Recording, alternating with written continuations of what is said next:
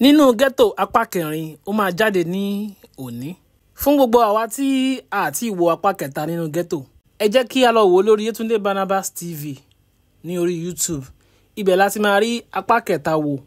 Gẹ́lẹ́ tí apá kẹta jáde ni wọ́n ti announce pé apá kẹrin máa jáde ní èní.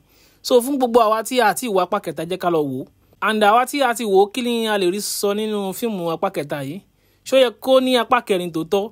Ẹ jẹ́ ká comment sínú comment section. Ta ni òṣèré tí a fẹ́ràn jù tí ó gbé wa débẹ̀? Ẹ jẹ́ kí a comment sínú comment section wa.